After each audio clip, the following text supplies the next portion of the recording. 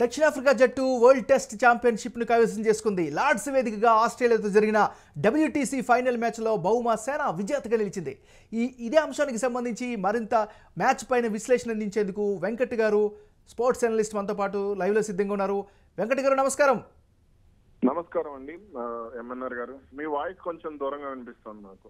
Sir ఇప్పుడు okay sir, చెప్పండి ఈ మ్యాచ్ని విజయాన్ని ఏ విధంగా విశ్లేషించుకోవాలి? మరీ ముఖ్యంగా 27 సంవత్సరాల తర్వాత దాదాపుగా సౌత్ ఆఫ్రికా ఈ స్థాయి విజయాన్ని అందిపుచ్చుకుంది. దీన్ని ఎట్లా చూడాలి?